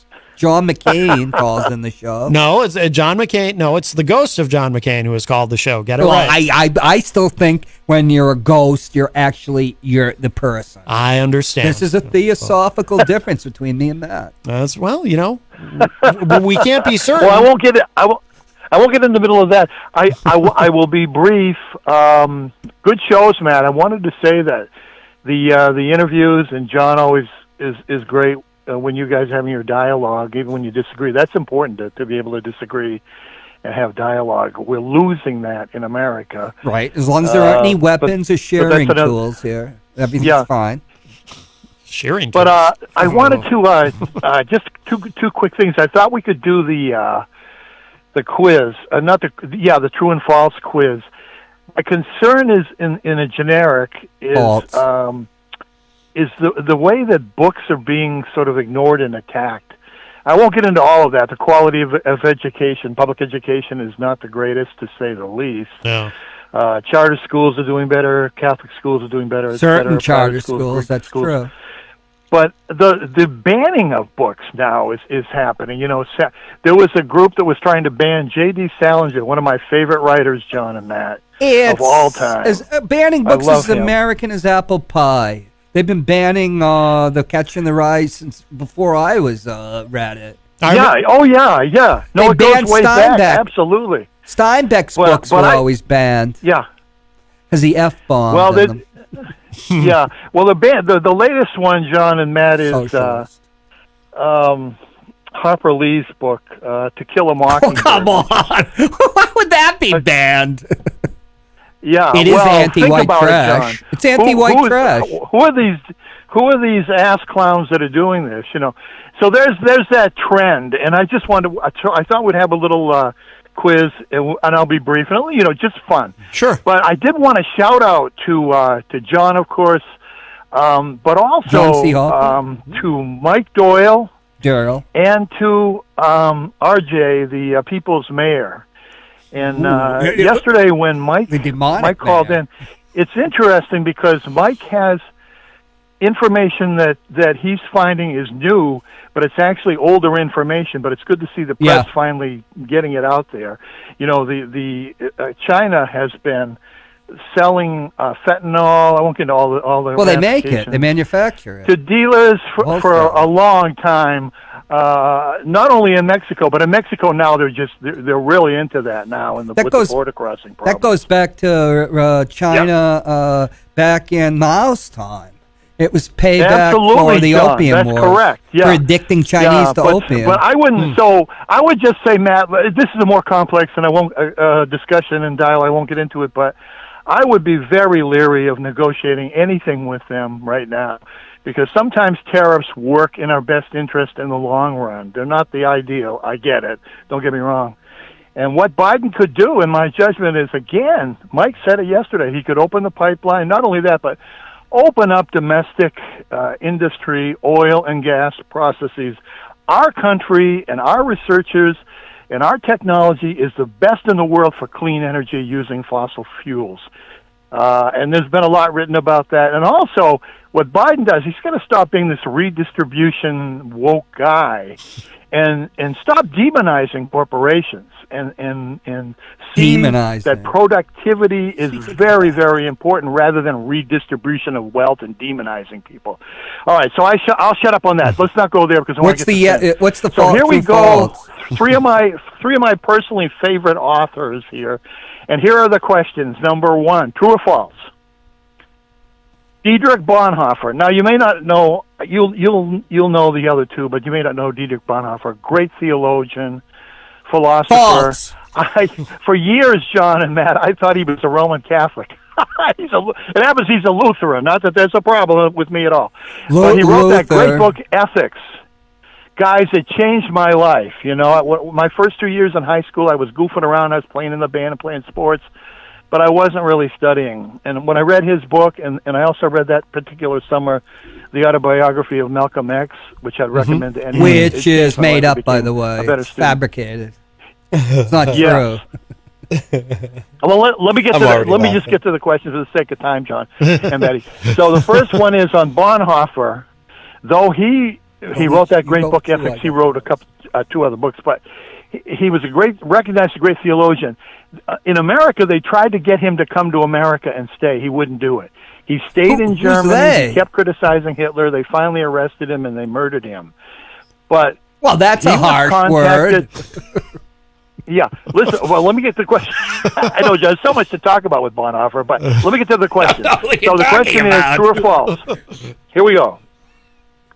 He was asked to participate in a coup against Hitler, and he absolutely, even though he knew the just war theory, he refused. Now, is that true or false? Now, hold on, don't say anything for a minute. Let me go through these. Okay. The second one is on C.S. Lewis, the great theologian and writer and poet in England, and he Mere Christianity is a book I would recommend to anybody. You don't have to be a Christian to read it. And the Screw Tape Letters. Oh, is that good? But anyway, here's my question. Mm-hmm.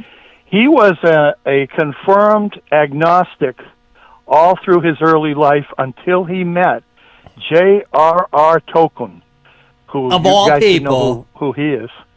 An And he changed that. He changed C.S. Lewis's life. True or false?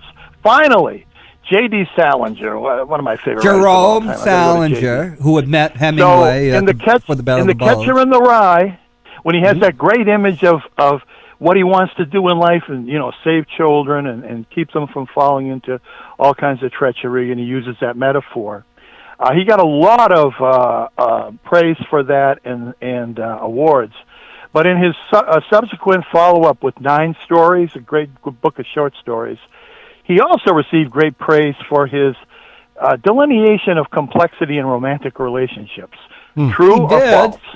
All right, number 1, Dietrich Bonhoeffer. What do you say, guys? Never heard of him. I'll say false. I'm going to say true, and Rob Azevedo is here as well. I'll say true. I'm not even sure what the question is, but I'll say true. There we go. All right, very One good. of us has got to be right, or 2 of us. Yeah. Does anybody want to say false? John, I already did say false. John, we agreed I'd be false, and that would be true. All right, you got it, John. It's actually false. Dietrich Bonhoeffer did enter into a plot to take Hitler out and negotiate with the Allies, and unfortunately, they found out about it and they imprisoned him, and it wasn't good. But he justified that on the basis of the horror of Hitler. So it's interesting when you think about Putin right now and Xi Jinping. Don't let him get away. The Hitler of the modern world also in China. Number 2, do you want me to repeat the question? Hitler was a better artist than Putin. What was... I mean, he could paint a 2-room apartment, 2 coats in one afternoon. Oh my goodness! Yeah, what was the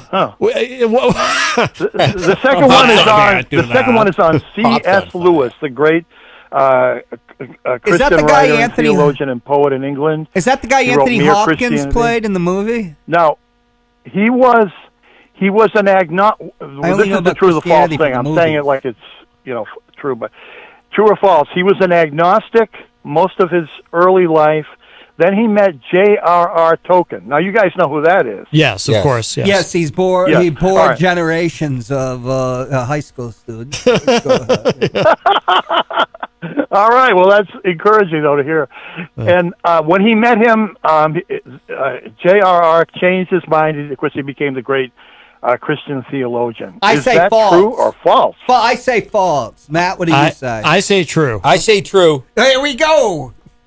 I bet true is true. Boom. 1-1. John, you missed that one. That's okay. Well, That's okay. I take false. Final question on one of my favorite writers, J.D. Salinger. Jerome Salinger. A little eccentric guy, but a great writer. The Catcher in the Rye and that great metaphor, which was literally one thing, but then was a metaphor for saving children from treachery. Then he subsequently wrote 9 stories, which I would recommend to anyone. They're short stories.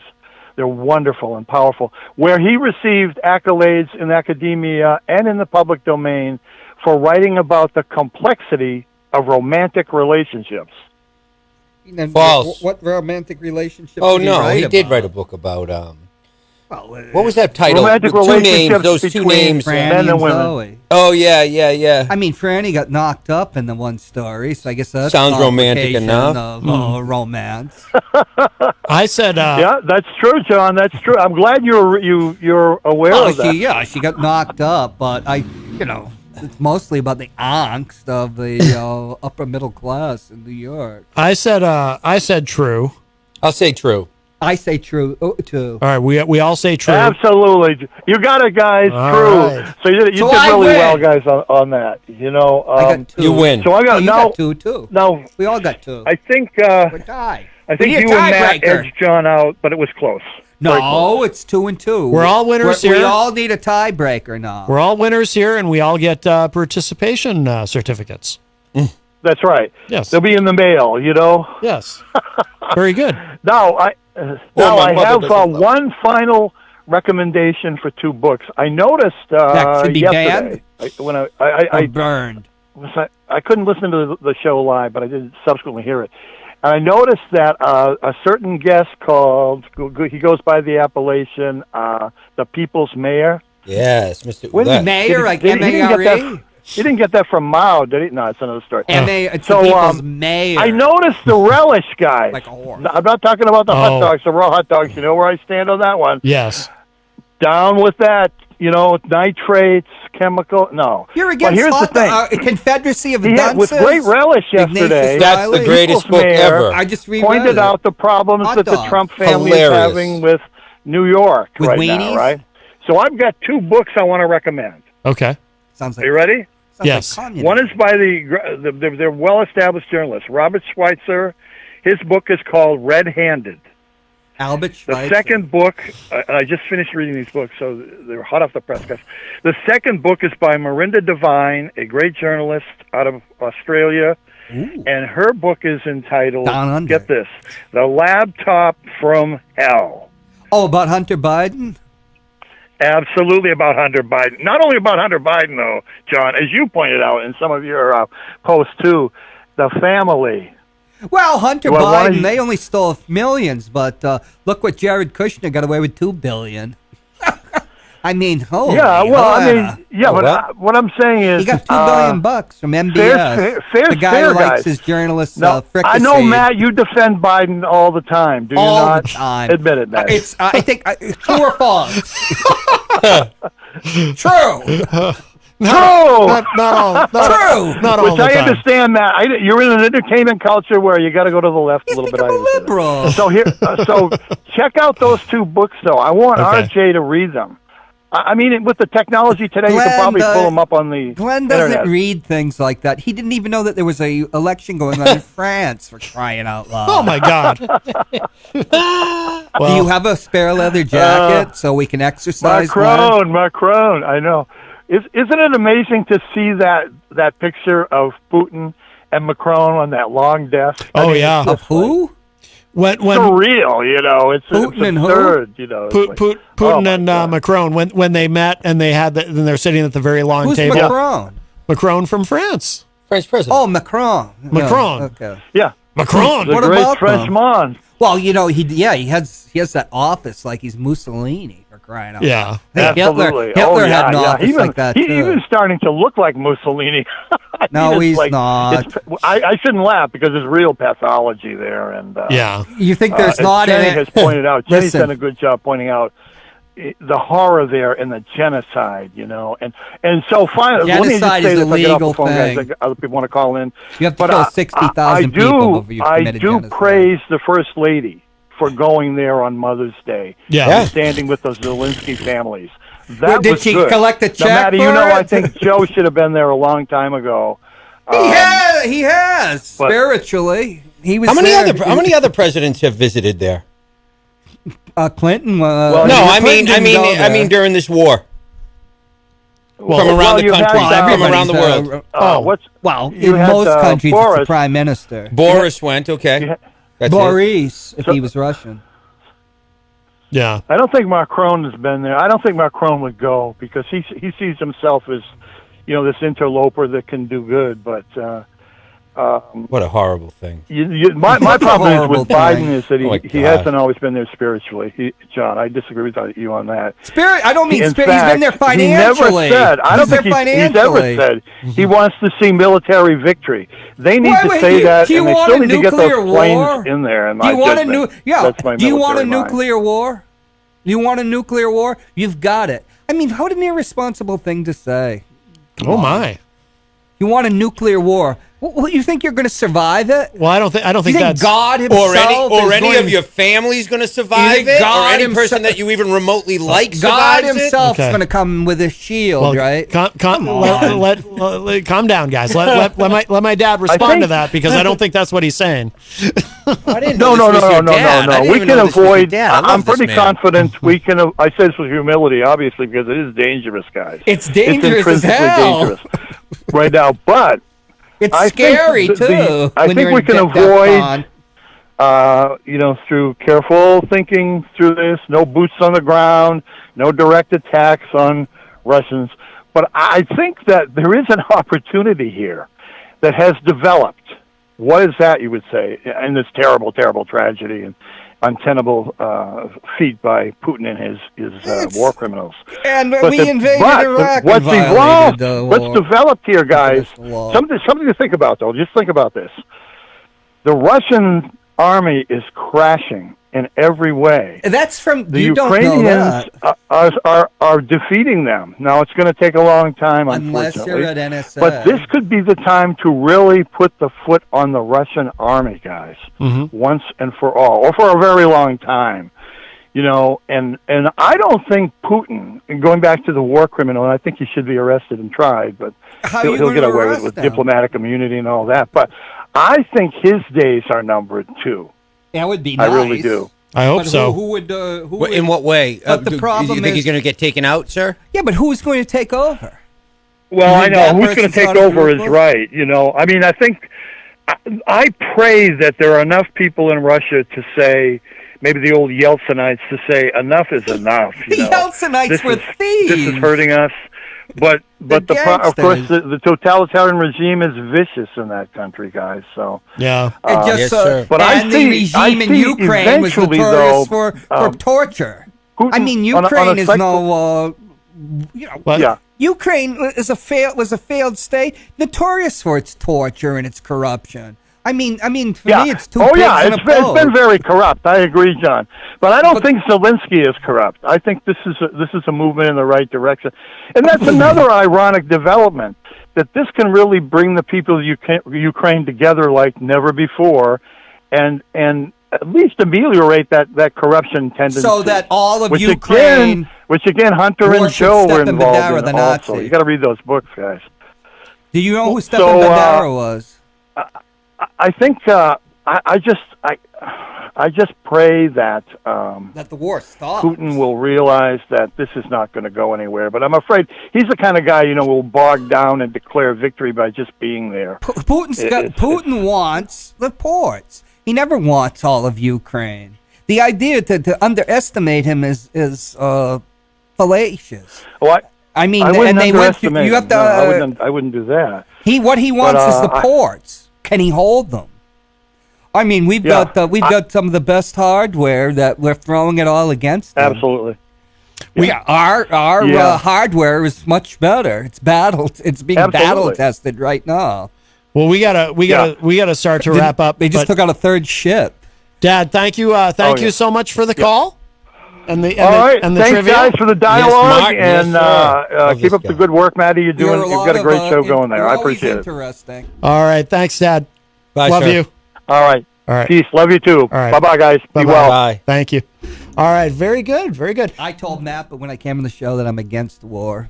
Yes. Now, Rob, welcome. What do you have coming up? We have a guy named Austin Pratt coming on the show today. I know nothing about Austin Pratt. You don't know if he's demonic? I don't know if he's demonic. Oh, he could be up in the He roof. could be, very easily. Every time I'm looking at you, I'm thinking of Cecil Cooper with that hat on. 1975. There you go, baby. Yeah. George Scott. You have a very George Scott look to you today, too. Well, yeah. Yeah. Whiskey. Austin Pratt. And then we're going to play a bunch of new music. And that's about it, man. If I get through the show, it should be a miracle. Why do you say that? I'm exhausted. Oh, really? Exhausted. Why are you so tired? Oh, man. I played golf yesterday. That's why I'm exhausted. And golf can be... How many how many beers during the golf run? I think I had a beer at the 19th hole. Yeah.